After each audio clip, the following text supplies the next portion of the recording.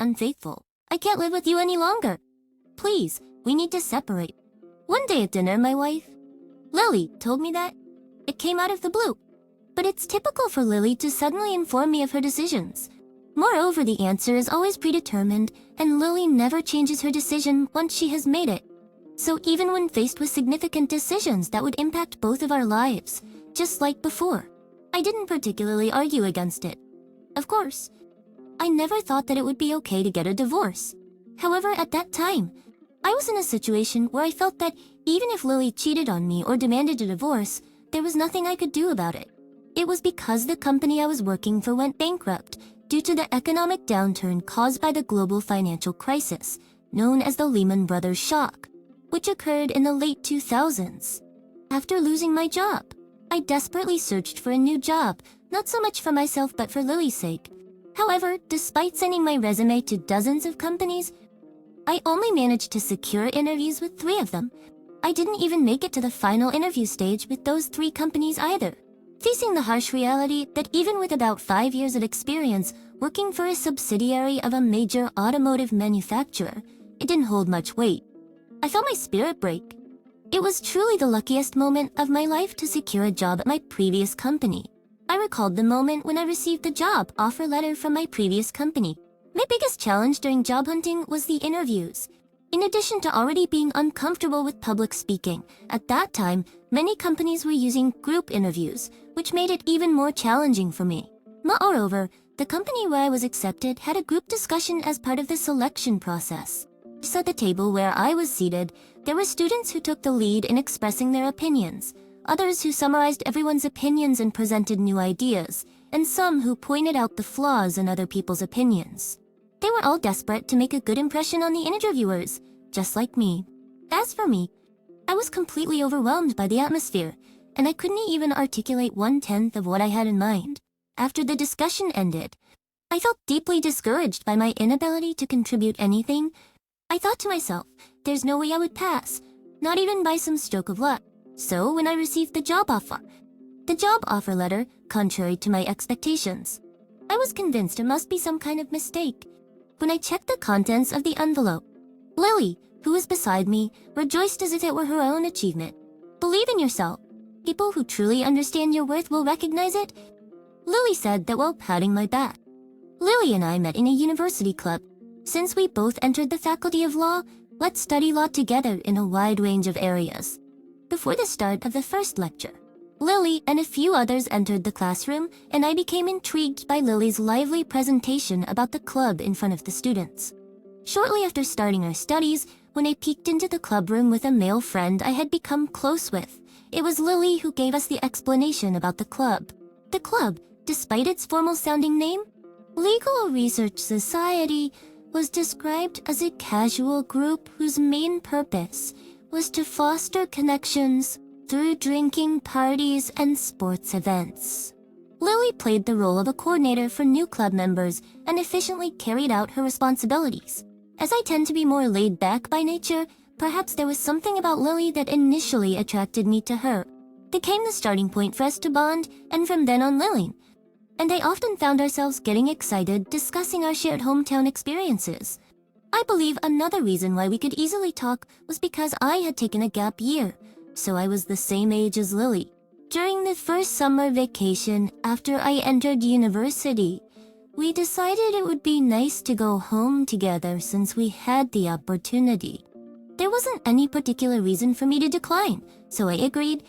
However, for some reason, Lily got off at the same station as me. I want to see the town where you were born and raised, even if just a little bit.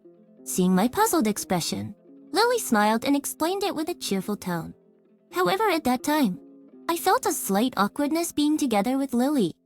It was because my mother was supposed to be waiting at the station to pick me up. My mother was standing right in front of the ticket gate, and she had a slightly surprised, yet happy expression on her face. The reason became clear. It was because Lily was standing beside me. It seemed like she clearly misunderstood and thought that Lily was my girlfriend, so I decided to clarify things right away. This young lady is...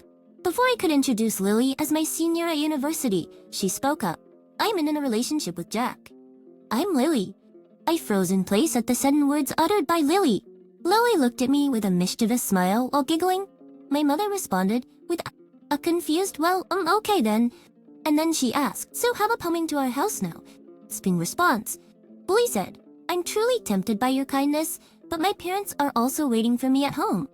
I'll have to take a rain check for another opportunity. With those words, she passed through the ticket once again and headed toward the platform. And on the way back home, my mother bombarded me with questions about Lily. That night, I sent a message to Lily. What do you mean by all of that? Just a few minutes later, I received a reply that said, I just expressed my feelings honestly. The rest is up to you. I responded with a simple got it. In the immediate reply, it said, what do you mean by got it? It's either we're together or we're not. There are only two options for an answer. I want to be in a relationship with you and sent the message. In response, I received a message saying, all right then. And from that moment on, I believe our hierarchical relationship was established between me and Lily. During my job search, I didn't have any particular company in mind that I wanted to join. Even the choice of where to send my applications was decided after discussing it with Lily. Don't you have any initiative of your own? I was repeatedly cautioned by Lily, but each time I would respond with something like, I have Mother Lily, the absolute deity with me, so everything will be fine. Indeed, at that time, I had little awareness of making decisions about my own life. I was always receiving advice from Lily. While saying, I'm truly discouraged with you, Lily would always provide me with precise advice. I believe Lily probably knew more about me than I did myself. For years after graduating from university, I married Lily. I believed that our life together after that was going smoothly. Therefore, when Lily suddenly confessed to cheating on me, I was deeply shocked. But tomorrow morning, I will be leaving this house. As I am solely at fault, I will agree to whatever compensation you suggest. Please contact the lawyer I will appoint for further arrangements. After delivering her words without any emotional expression, Lily entered the bedroom. I couldn't even say a word or take any action in response to Lily, frustrated with my own helplessness. I couldn't sleep at all that night, and early the next morning, I heard the sound of Lily waking up and getting ready. I wanted to wake up immediately and speak to her right away. However, I didn't know what to say or how to approach the situation, so I remained still in bed. After I heard the sound of Lily closing the door and everything became quiet, I left the bedroom where I had been sleeping. At the dining table, breakfast was prepared for me. Next to it, there was a divorce document, the wedding ring, and the house key placed there. I'm sorry. Thank you so much for everything up until now. A note with those words was also left behind. I collapsed in despair, and I cried out loud, sobbing, and tears overflowed from my eyes in such abundance that I couldn't believe there were so many tears within me. I eventually realized that I had fallen asleep on the floor of the dining room, with no motivation to do anything. I stared at the ceiling, feeling lost. As I remained in a daze for a while, the image that emerged in my mind was Lily's smiling face. What's the point now? I kept shaking my head, thinking that way, but Lily's smile wouldn't fade from my mind. It was then that I realized once again how much I truly loved Lily. And I thought to myself, I should be a man that Lily can be proud of. Some people might think that I'm being too sensitive, or that there's no need to stand by a cheating partner. However, regardless of what others may think, I still firmly believed and trusted that Lily was my greatest ally and understanding partner. Afterward, I worked tirelessly and wholeheartedly. I took on tasks that I was not naturally inclined towards, such as sales as a contract employee, and also gained experience in more manual labor-oriented jobs.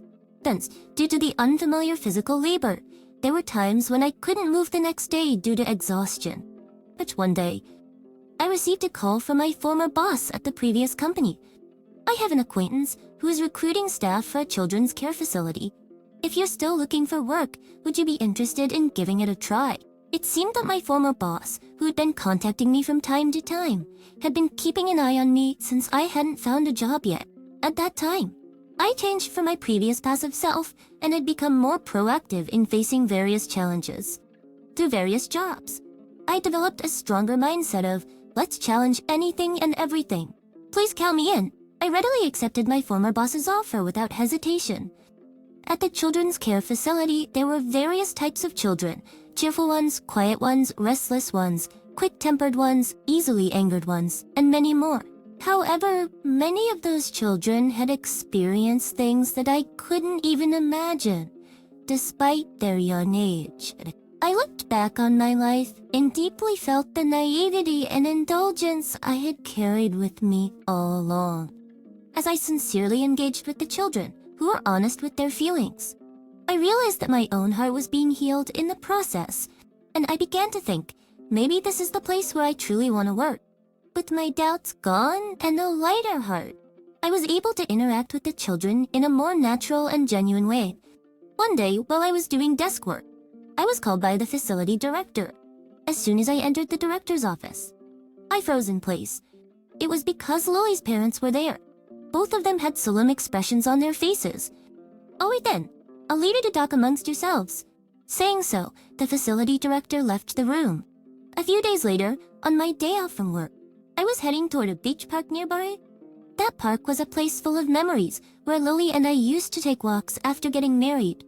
She had already arrived at the bench overlooking the harbor where the yachts were moored. I knew it was Lily just from her back, visceral on IT milk mirror. As I greeted her, Lily turned around and asked, "It's been a while. How have you been?" I sat down on the bench, leaving a little space between me and Lily, who was already seated. "You didn't, did you?" "I think cheat on me," I said. At that moment, I believed there was no need for beating around the bush, so I asked straightforwardly. Upon hearing that, Lily nodded silently. "I heard most of the story from your parents," I said. Lily's parents told me why she had brought up the idea of divorce with me, and they also informed me about how she had been living. It seemed that Lily had brought up the topic of divorce with me because she felt that it was her responsibility for not actively searching for a new job, even when I had lost my job. She believed that it would be the same cycle if she continued to search for a job together with me, as it had been before. Therefore, she believed that divorce was the best option. Divorce was the best way for both of us to make a fresh start on our own paths. However, she couldn't imagine that I would accept the idea of divorce if she just brought it up in a straightforward manner. So, Lily seemed to have faked an affair on her part to manipulate me into accepting the divorce. She explained that she didn't show much emotion during the divorce discussion because she was afraid that if she became emotionally involved, she would start crying. After returning to her parents' home, Lily apparently became so depressed that her parents grew concerned about her well-being. Lily's parents had thought about telling me the truth several times, but she had stopped them from doing so. And it turned out that her parents had heard about me working at the child welfare facility and had visited the facility to see me. When I heard about that, I thought, isn't that going a bit too far? However, Lily replied, "I thought that you needed this kind of tough love in order to start fresh and carve out a new path for yourself from scratch." When I asked, "Didn't you think I would remarry?" Lily replied, "At that time, it was what it was. I was prepared to accept that it was our fate. You're such a determined person." I murmured so and continued. "But after hearing the story from your parents, I also realized that you have your own vulnerabilities. And from now on, I want you to show me those weaknesses as well." In response to my words, Lily continued speaking. "That's all up to you from now on." They shared a knowing smile between them. At that moment, I thought to myself, I want to spend the rest of my life with this person. I want to cherish the happiness I found, even if it took a detour in life, and treasure it for the rest of my life.